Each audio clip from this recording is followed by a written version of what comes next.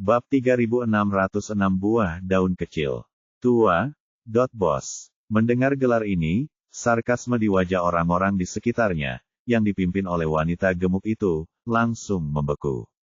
Segalanya berubah secara ajaib sehingga tidak ada yang menyangka pemuda ini akan menjadi bos gedung komersial ini.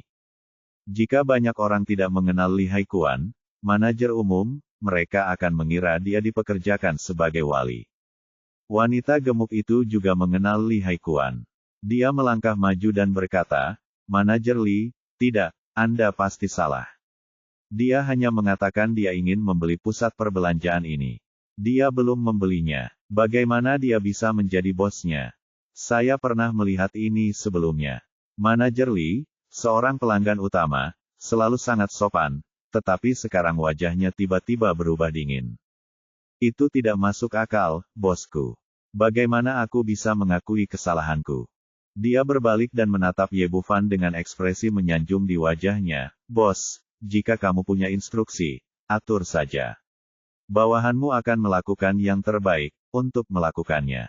Ye Bufan mengabaikan pria gendut itu. Wanita itu berbalik dan menunjuk ke gaun sang putri. "Putriku menyukai gaun ini. Jadi ini putri kecil, dia sangat cantik."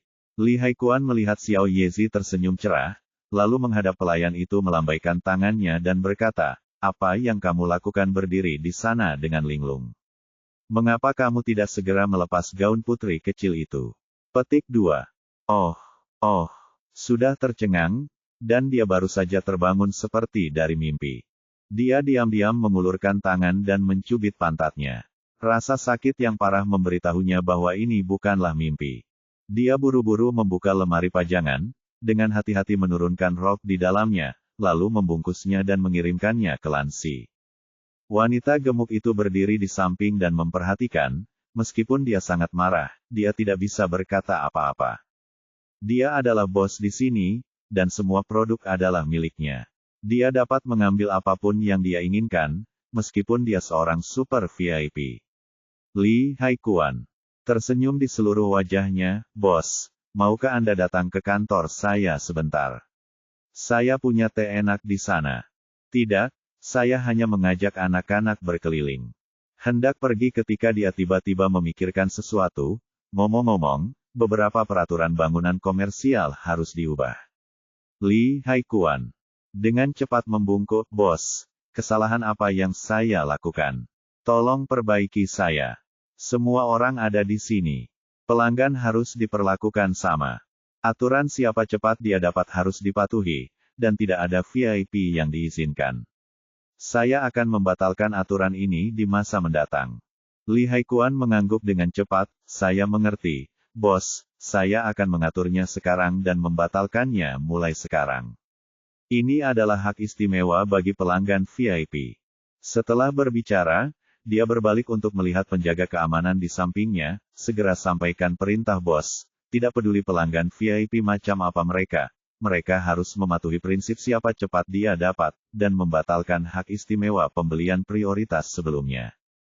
Keluarga 3 orang wanita gemuk itu berdiri di dekatnya.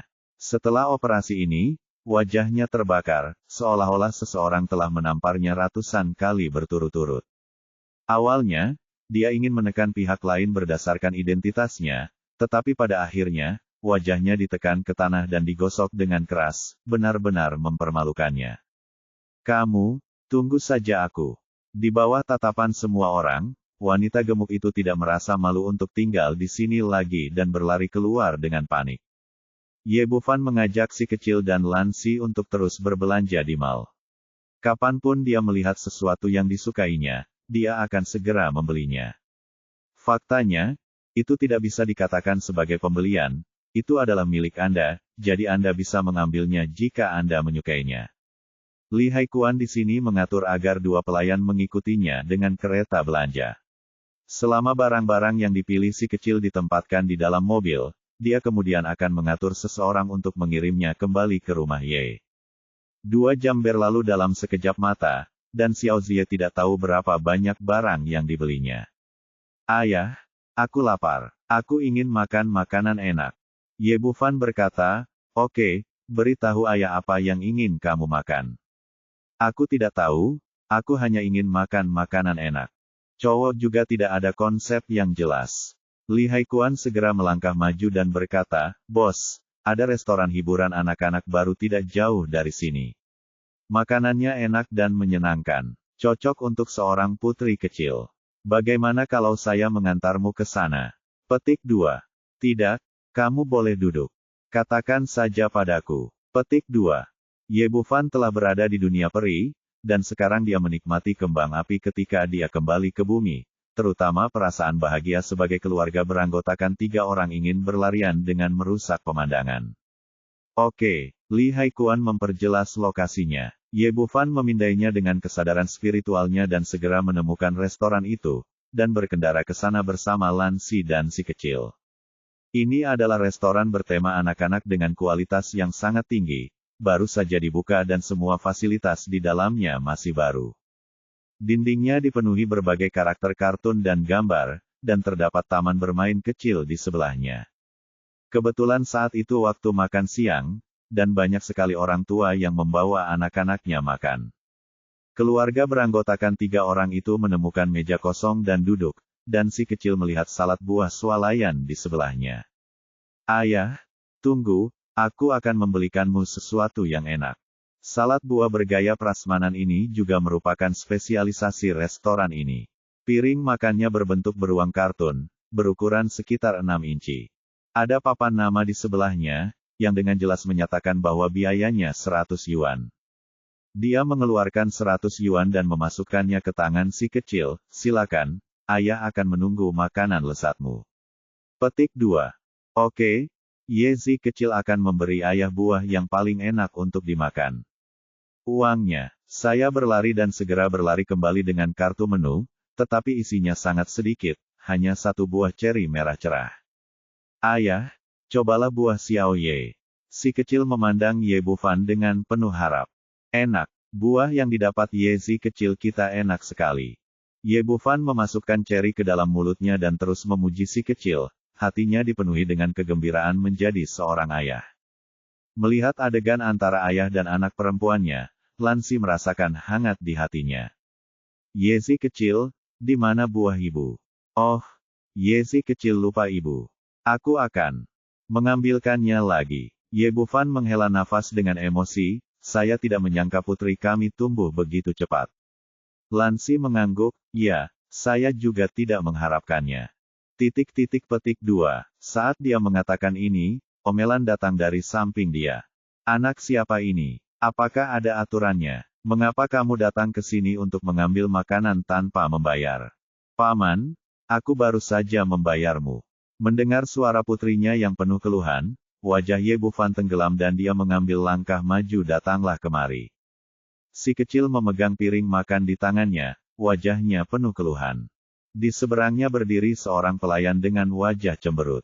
"Putri, kamu baik-baik saja?" Ye Bufan menggendong si kecil. "Yezi kecil baik-baik saja, paman itu tidak mengizinkanku membawakan buah untuk ibuku." Kata si kecil menjadi semakin sedih. Saat dia selesai berbicara, pelayan itu berteriak pada Ye Bufan. "Saya bertanya kepada Anda bagaimana Anda menjadi orang tua. Apakah ini cara Anda mendidik anak-anak Anda? Anda datang ke sini untuk mendapatkan buah-buahan tanpa membayar sepeser pun. Apakah Anda punya aturan?" Bab 3607 Salad buah swalayan. Lan Si berkata tidak puas, "Tapi kami baru saja membayar uangnya." Pelayan itu mengerutkan bibirnya, "Kamu juga tahu bahwa kami baru saja membayarnya, bukankah kamu sudah mengambilnya sekali?" Lan Si sedikit terkejut, "Tapi putriku seperti ini Xiao Ye, dia hanya mengambil 1 buah ceri, apakah itu dihitung?" Petik 2. Biasanya, Xiao Ye sangat kecil dan hanya mengambil 1 buah ceri, jadi menurut sifat manusia, itu tidak dihitung. Tentu saja itu penting. Pelayan itu mengangkat jarinya dan menunjuk ke tanda di sebelahnya. Tertulis dengan jelas, 100 yuan sekaligus. Tidak ada batasan berapa banyak yang dapat Anda ambil. Anda dapat mengambil 1. Anda dapat mengambil 1, ambil semuanya jika kamu bisa. Ye Bufan mengerutkan kening. Meskipun pelayannya sedikit tidak masuk akal, dia masih bisa masuk akal. Bagaimanapun juga, Ini adalah aturannya. Dan 100 yuan sebenarnya bukan setetes pun dari kekayaan bersihnya saat ini. Tepat ketika dia hendak mengambil 100 yuan lagi, pelayan itu berbicara lagi. Kami adalah restoran kelas atas di sini. Makanlah jika kamu mampu membelinya. Jangan makan jika kamu tidak mampu membelinya. Jangan mempermalukan dirimu sendiri di sini, oke? Kamu. Wajah Lansi memerah dengan marah dan dia akan marah. Ye Bufan menariknya ke belakang, menatap pelayan dengan ekspresi muram, bagaimana sikapmu? Pelayan itu dengan penuh penghinaan, kamu datang ke sini untuk mengambil makanan tanpa membayar, sikap apa yang kamu ingin aku miliki? Ye Bufan mengenakan jubah yang mudah dipandang rendah kemanapun kamu pergi. Lansi datang ke sini dari benua Kunlun dan sama sekali tidak mengenal merek tersebut. Dia hanya mengenakan pakaian olahraga biasa, yang sebagian besar longgar dan nyaman. Gara-gara itu, kedua orang itu langsung dibenci oleh sang pelayan. Ye Bufan tidak repot berdebat dengannya, panggil manajermu ke sini. Pelayan mengangkat dagunya, dalam situasimu, tidak ada gunanya menelepon siapapun. Ada apa? Apa yang terjadi? Semakin banyak orang berkumpul dengan ribut. Seorang pria kurus berusia 30-an berjalan mendekat.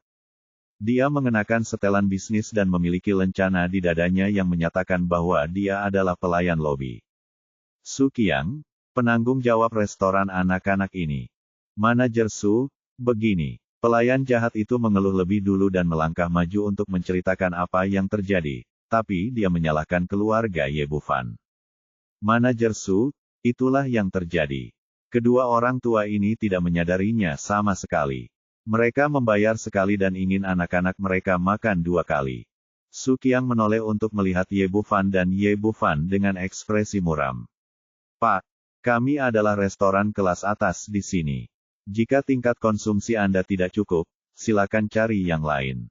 Ada yang lebih murah di dekat sini. Anda harus mematuhi aturan kami di sini. Pada awalnya, tetapi pada saat ini, kemarahan di dalam hatinya tiba-tiba meningkat.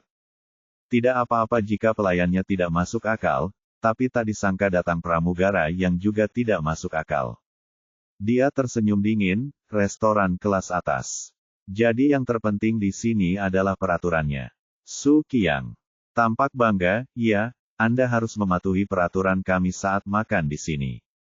Ikuti aturannya. Ye Bufan mengeluarkan uang $100 dan menyerahkannya. 100 yuan sepotong, kan?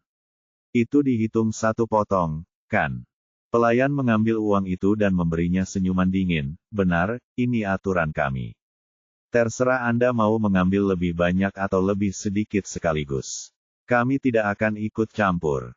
Tapi jangan disia-siakan. Jika ada yang tumpah, Anda akan diberi kompensasi sesuai harga. Petik 2. Oke, kalau begitu aku akan mulai. Petik 2. Ye Bufan menoleh ke Xiao Yezi dan tersenyum, Putri, ayah akan memberimu piring. Kamu bisa memasukkan apapun yang kamu mau ke dalamnya. Oke, Yezi kecil sama sekali tidak tahu apa yang terjadi. Setelah mendengar perkataan ayahnya, dia dengan senang hati menaruh salad buah di piring Ye Bufan.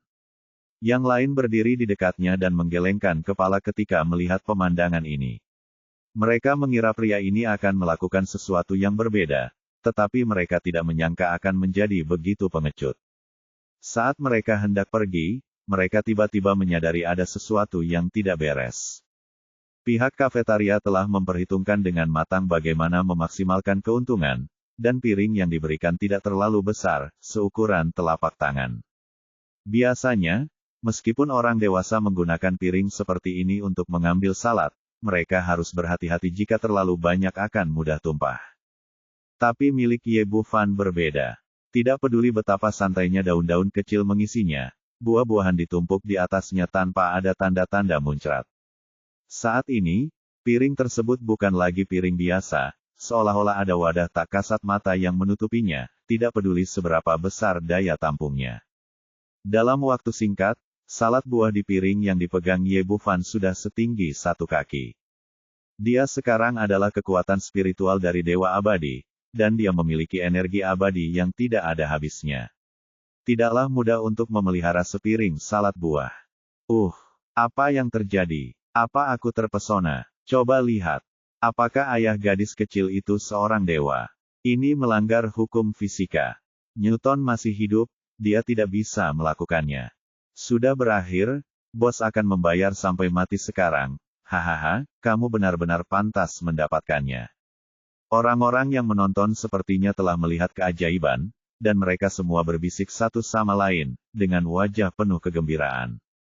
Su Qiang dan pelayannya benar-benar tercengang. Mereka tidak tahu apa yang sedang terjadi. Ini jelas hanya piring biasa, tapi bagaimana bisa menampung begitu banyak salad buah? Ini lebih dari 100 kali lebih banyak dari biasanya. Apa yang dikatakan kedua orang itu sebelumnya bagus. Ini memang restoran anak-anak terbaik di ibu kota kekaisaran. Bahan-bahan yang digunakan di sini juga merupakan buah-buahan kelas atas, banyak di antaranya diimpor.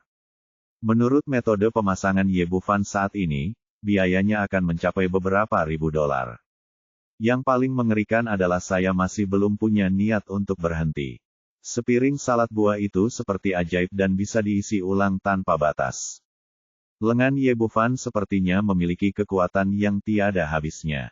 Logikanya, salad buah ini beratnya puluhan kilogram, tapi mudah untuk diangkat. Melihat Xiao Yezi tidak lagi setinggi salad buah dan tidak bisa menambahkannya lagi, Ye Bufan langsung mengambil peralatannya dan menaruhnya sendiri di piring. Ketika semua orang di sekitar mereka melihat pemandangan ini, mereka menghentikan apa yang mereka lakukan dan berdiri di samping mereka untuk bersorak. Xiao Zizi bahkan lebih bersemangat dan bertepuk tangan, "Ayo, ayah." Ekspresi wajah Su Qiang dan pelayan sangat jelek. Jika ini terus berlanjut, restoran akan menderita kerugian besar. Melihat jika terus seperti ini, bahan-bahan hari ini tidak akan cukup. Su Qiang melangkah maju dan berkata, "Wah, itu hampir cukup, kan?" Ye Bufan memandangnya dan tersenyum tipis, "Apa maksudmu? Itu hampir cukup. Saya masih bisa mengemasnya di sini. Apa yang Anda katakan sebelumnya? Tetapi untuk lebih jelasnya, Anda adalah restoran kelas atas, dan yang paling penting adalah aturannya. Dikatakan bahwa ini adalah prasmanan, dan memang begitu terserah padaku untuk berpura-pura sebanyak mungkin, jadi tidak ada alasan untuk menghentikanmu." Petik 2. Su Qiang tersipu karena teguran itu. Dia tidak bisa berkata-kata, tetapi kata-kata inilah yang baru saja dia katakan, dan sekarang ditampar di wajahnya, membuatnya tidak bisa membantahnya. Dia tidak tahu bagaimana pihak lain melakukannya. Ye Bufan menatapnya lagi dan tersenyum bercanda, "Jangan kaget. Bahan-bahan di sini tidak cukup. Suruh dapur untuk segera membawa yang baru. Saya belum selesai memuatnya." Bab 3608 Hadiah Ulang Tahun. Su Qiang mendengus dingin, mengertakkan gigi, dan melambai kepada pelayan, minta koki untuk membawakan bahan-bahannya.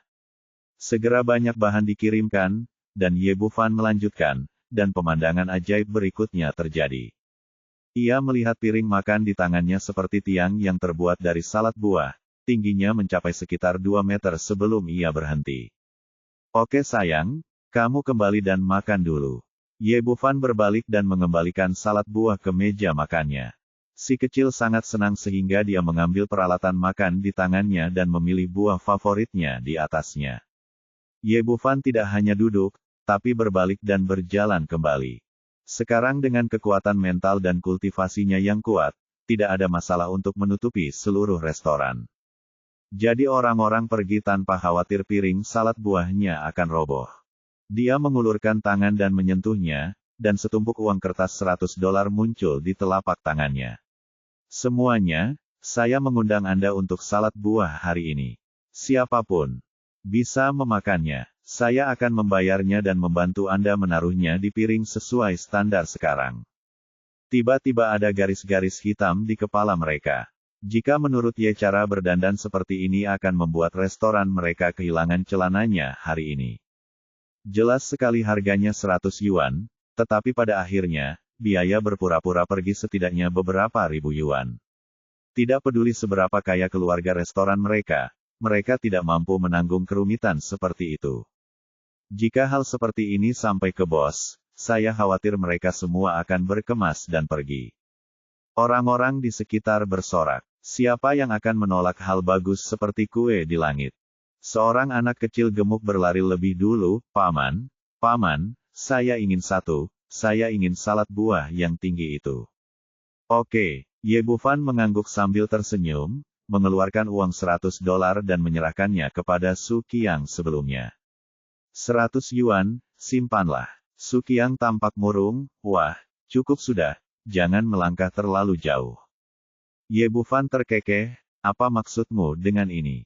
Kenapa aku tidak mengerti? Mengerti saya melanggar aturan. Tidakkah Anda mengizinkan saya mengundang orang untuk makan malam di restoran Anda? Petik 2. Kamu, wajah Su Qiang sangat jelek, tetapi dia tidak bisa berkata apa-apa. Jelas sekali bahwa mereka tidak masuk akal, masalah ini.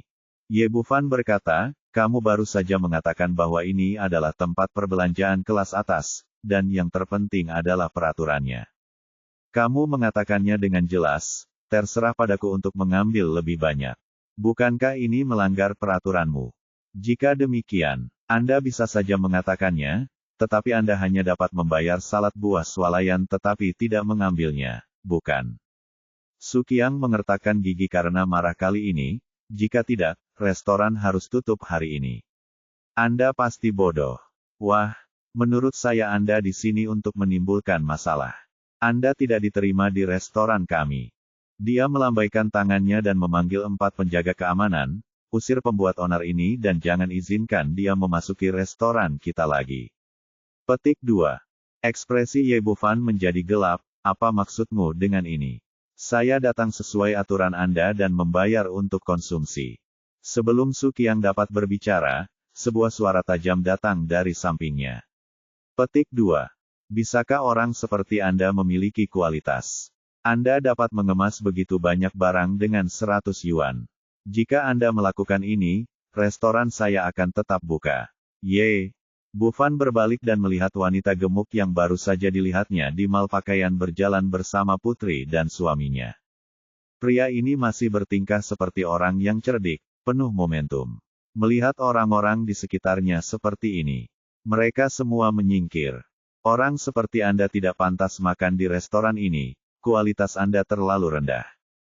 Wanita gemuk itu memandang Su Qiang lagi dan berkata, Manajer Su, kualitas orang seperti ini sangat rendah sehingga saya merasa malu bahkan makan bersamanya. Keluarkan dia secepat mungkin. Petik 2. Pada titik ini, Su Qiang tidak melakukan apa-apa dan berteriak dengan keras, apakah kamu mendengar itu? Bawa istri dan anak-anakmu dan segera keluar dari sini. Kamu tidak diterima di sini dan kamu tidak akan diizinkan untuk kembali lagi di masa depan. Ye Bufan berkata dengan ringan, apa alasan mengusir kita? Ya, bukankah ini prasmanan? Orang-orang hanya mengambil sedikit lebih banyak dan mengandalkan kemampuan mereka, jadi mengapa kita harus diusir? Tidak bisakah kita membukanya? Tidak bisakah kita membukanya? Menjauh saja. Orang-orang di sekitarnya banyak berbicara, dan mereka semua memihak Ye Bufan. Tapi Su Qiang tidak terlalu peduli saat ini.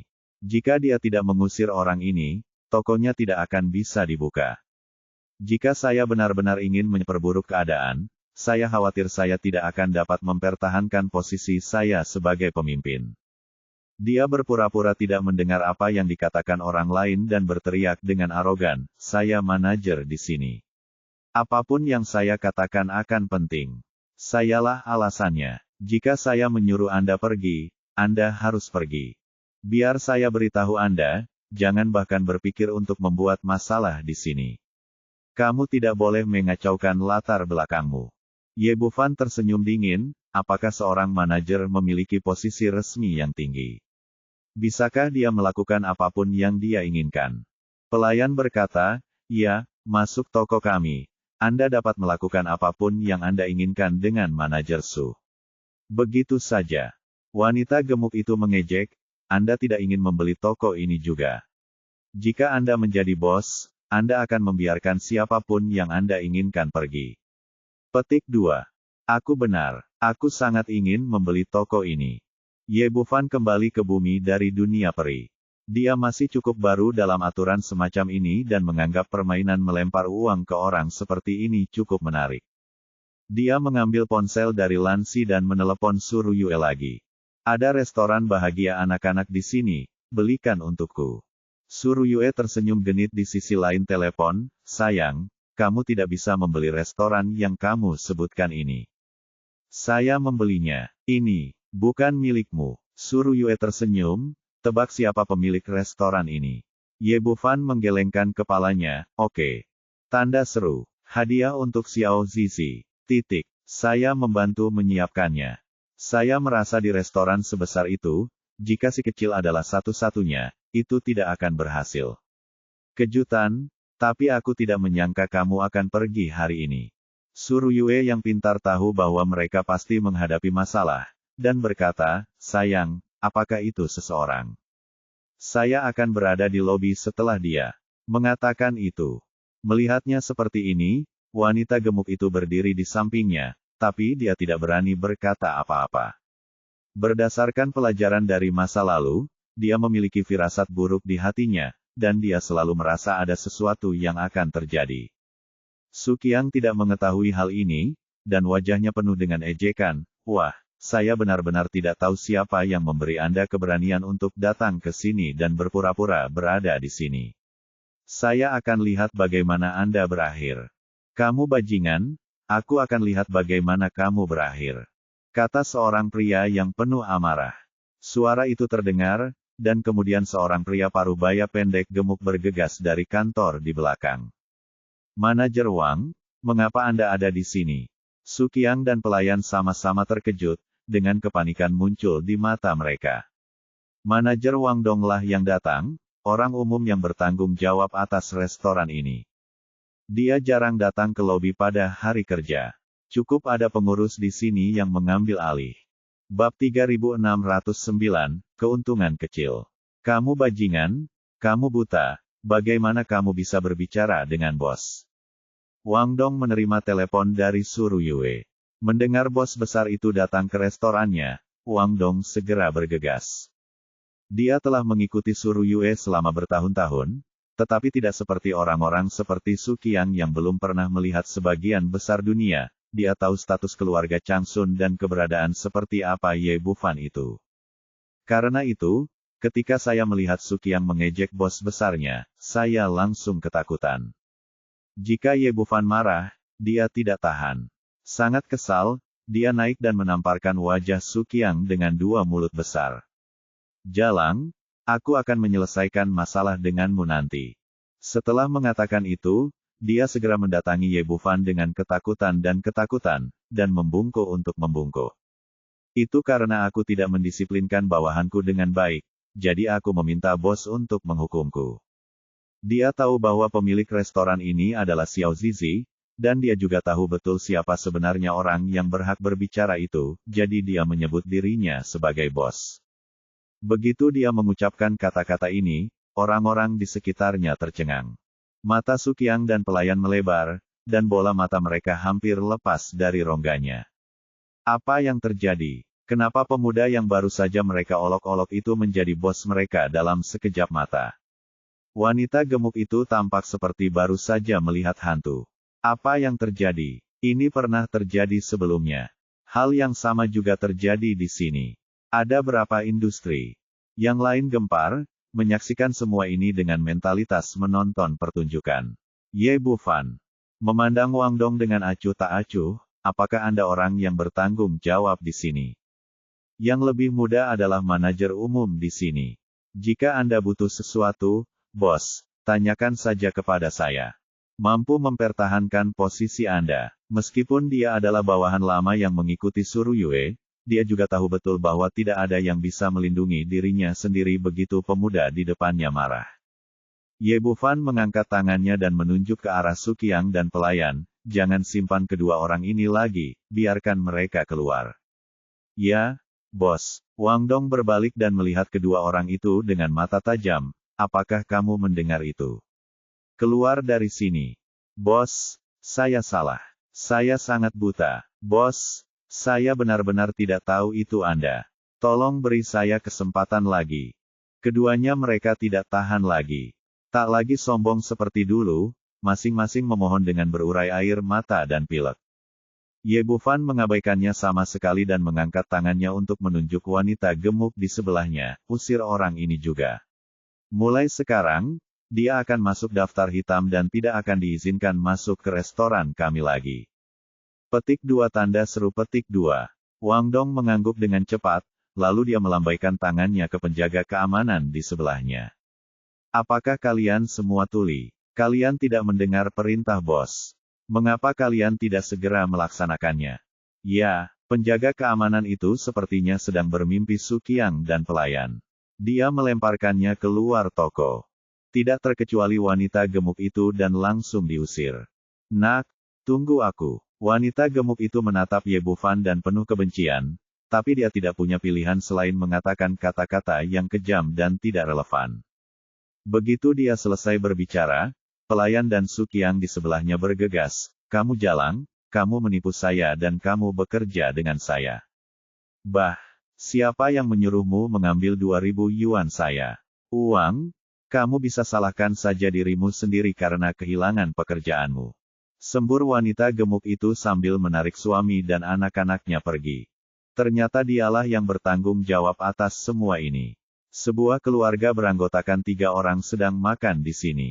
Ketika mereka melihat Ye Bufan dan Xiao Zizi tiba, mereka diam-diam memberikan 2.000 yuan kepada pramugara dan pelayan. Biarkan mereka dengan sengaja mempersulit dan membuat diri mereka bau mulut. Su Qiang dan pelayan melihat bahwa keluarga Ye Bufan yang terdiri dari 3 orang mengenakan pakaian biasa dan mengira mereka hanyalah orang miskin tanpa uang, jadi mereka baru saja melakukan adegan itu. Akibatnya, dia gagal mencuri ayam dan kehilangan segenggam nasi. Wanita gemuk itu tidak hanya membuang 2.000 yuan dengan sia-sia, tetapi keluarganya yang terdiri dari 3 orang juga diusir, dan dia menjadi semakin tertekan. Su Qiang dan pelayannya bahkan lebih frustrasi lagi. Mereka mendapatkan banyak uang di restoran ini, tetapi hanya karena mereka rakus akan keuntungan kecil, mereka benar-benar menghancurkan pekerjaan mereka. Di restoran, Wang Dong membungkuk dengan ekspresi menyanjung di wajahnya, "Bos, apakah Anda punya pesanan lain?" Ye Bufan berbalik dan menatap ke arah Ye Zi kecil yang bahagia, "Jarang putriku bahagia di sini. Semua orang-orang yang datang ke sini untuk makan hari ini adalah gratis." "Oke bos." Wang Dong mengangguk berulang kali. Selama dia tidak dicopot dari posisi manajer umum, dia bisa melakukan apa saja. Pokoknya, bebas dari biayanya tidak membuang-buang uangnya sendiri. Ketika saya mendengar bahwa semua pembelian saya hari ini gratis, orang-orang di sekitar saya bersorak.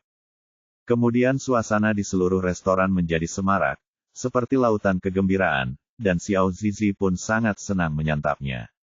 Ye Bufan secara alami bahagia ketika putrinya bahagia. Pada saat ini, dia menyadari bahwa keputusan Su Ruyue benar. Anak-anak secara alami akan lebih bahagia jika ada lebih banyak orang, atau lebih hidup jika ada lebih banyak orang. Ketika mereka hampir selesai makan, Xiao Zizi melambaikan tangan kecilnya dan berteriak, "Ayah, kalau kamu sudah kenyang, ayo pergi ke taman hiburan." "Oke, ayo pergi sekarang. Sesuatu di dekat sini bukankah ada taman bermain yang menyenangkan?" "Ya," Wang Dong berkata dengan cepat, "ada taman bermain Happy Elf tidak jauh dari sini. Ini adalah taman bermain kelas atas, dan semua fasilitas di dalamnya masih baru, tepat untuk seorang putri kecil. Ayo bermain." "Oke, ayo pergi ke sana." Ye Bufan menentukan lokasinya, dan keluarga beranggotakan 3 orang itu pergi dari sini dan bergegas menuju taman bermain Happy Elf. Jaraknya pun tidak terlalu jauh, mereka sampai di sini kurang dari setengah jam dan memarkir mobil di tempat parkir. Seperti yang dikatakan Wang Dong, taman bermain ini mencakup area yang luas dan berkualitas tinggi. Semua fasilitas di dalamnya masih baru. Namun, tidak banyak orang yang berkunjung ke sini dan terlihat tidak terlalu ramai. "Ayah, cepatlah. Aku ingin bermain. Aku ingin bermain."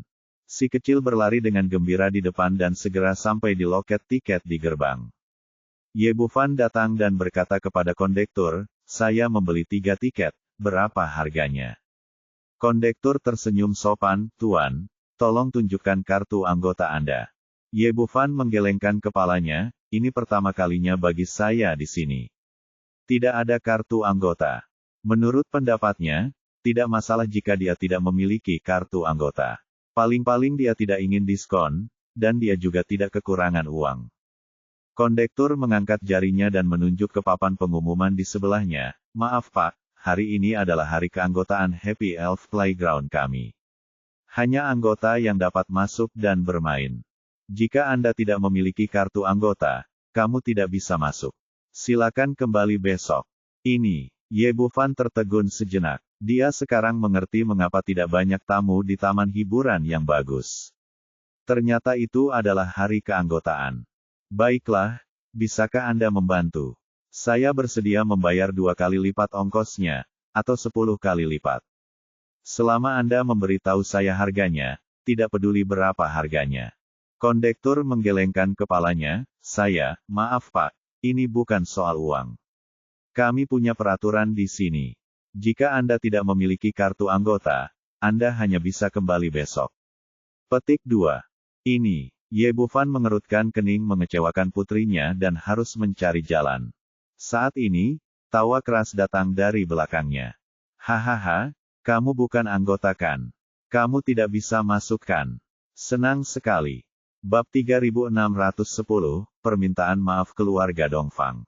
Setelah keluarga 3 orang wanita gemuk itu meninggalkan restoran anak-anak, wajahnya terlihat sangat jelek.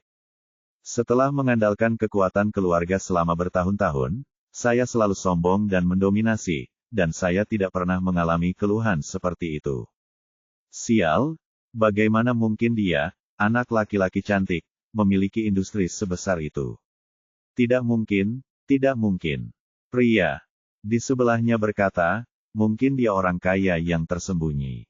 Menurut setelah pengalaman bertahun-tahun, saya tidak boleh berbicara saat ini, dan saya tidak boleh menyinggung harimau betina ini. Benar saja, begitu dia selesai berbicara, wanita gemuk itu menamparkan wajahnya dengan mulut yang besar. Apakah kamu punya otak? Bukankah orang-orang kaya yang menyembunyikan diri tahu berapa banyak harta yang mereka miliki? Itu bukan ratusan atau ribuan, itu aset miliaran. Wanita itu awalnya memarahi suaminya, tapi setelah mengatakan itu suasana hatiku tiba-tiba menjadi lebih cerah. Ya, itu pasti palsu. Meskipun saya tidak tahu metode apa yang dia gunakan, itu pasti palsu. Sekalipun Anda seorang miliarder, tidak mungkin Anda tidak mengetahui aset Anda. Saya pasti telah ditipu oleh anak itu. Psikologi manusia sangat aneh. Saya baru saja marah. Sekarang saya menemukan alasan untuk diri saya sendiri dan memastikan bahwa Ye Bufan tidak istimewa, yang membuat saya merasa jauh lebih baik. Mereka berjuang sepanjang sore dan tidak punya waktu untuk makan, jadi mereka pindah ke restoran dan bergegas ke taman hiburan setelah makan siang. Seperti kata pepatah, musuh seringkali bertemu di jalan yang sama, namun saya tidak menyangka akan melihat 3 anggota keluarga Ye Bufan saat pertama kali datang ke sini. Dia belum pernah mendekat sebelumnya, jadi jelas orang tersebut tidak memiliki kartu anggota, jadi dia segera melompat keluar dan mengejeknya. Ye Bufan mengerutkan kening, wanita ini benar-benar bertahan, dan dia benar-benar bertemu dengannya lagi. Meskipun kesadarannya kuat, dia berkonsentrasi untuk menemani putrinya dan Lansi, dan tidak mungkin untuk mengamati situasi di sekitarnya sepanjang waktu. Melihat ekspresinya, wanita itu menjadi semakin bahagia dan sombong. Wah, walaupun aku tidak tahu apa yang kamu lakukan sebelumnya, jika kamu punya kemampuan, kamu bisa membeli taman hiburan ini.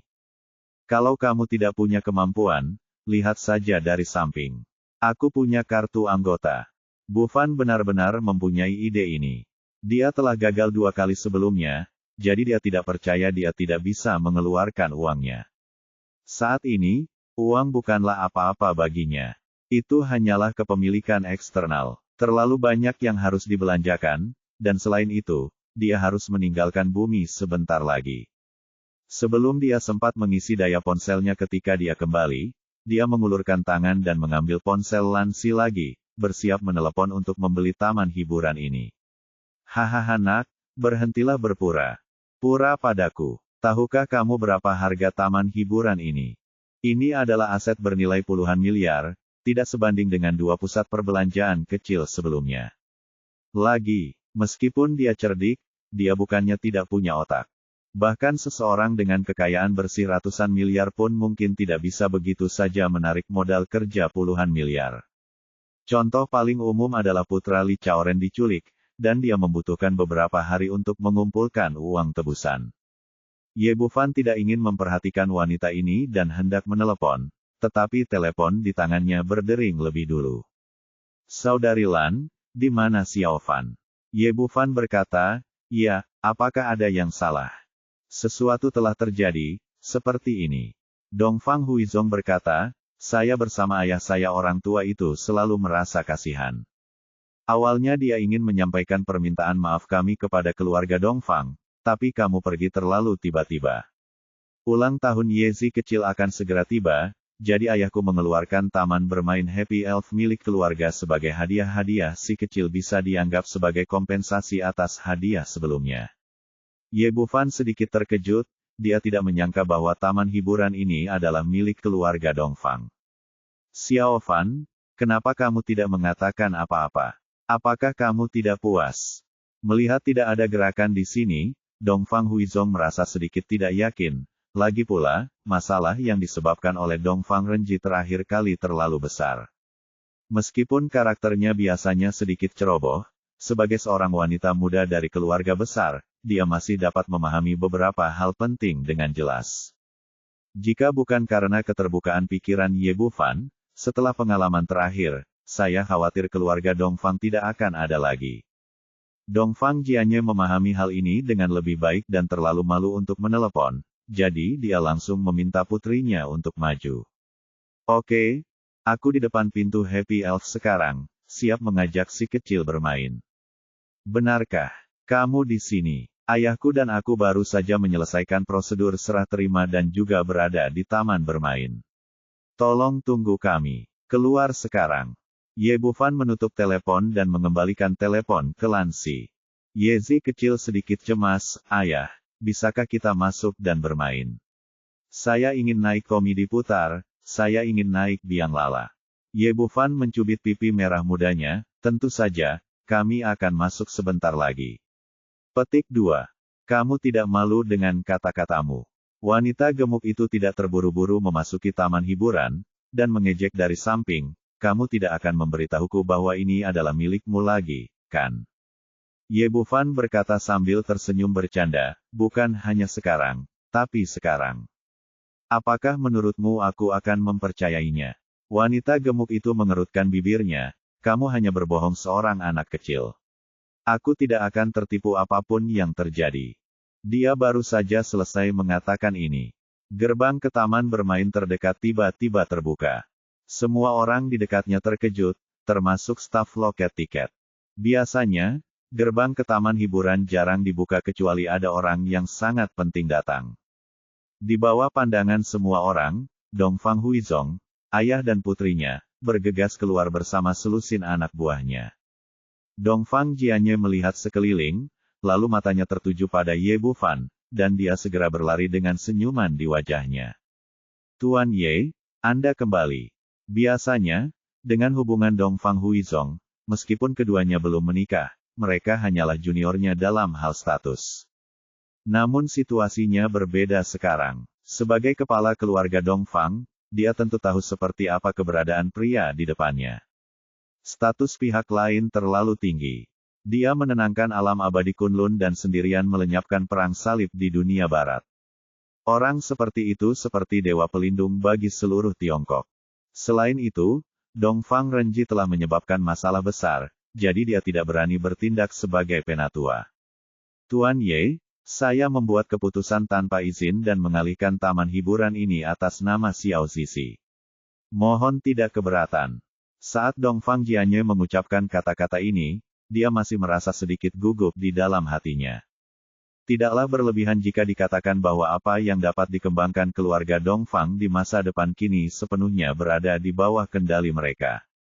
Ye Bufan tersenyum tipis, dia sudah melupakan Dongfang Renji, dan dengan identitas dan statusnya saat ini, dia terlalu malas untuk mempedulikannya. Patriark Dongfang sangat perhatian, dan saya akan berterima kasih di sini. Melihat sikapnya, Hati Dongfang Jianye benar-benar hancur. Melihat kedua orang itu berbicara, Xiao Yezi menjadi semakin cemas, memegang tangan Ye Bufan dan menjabatnya dari sisi ke sisi. Ayah, kapan aku bisa masuk dan bermain?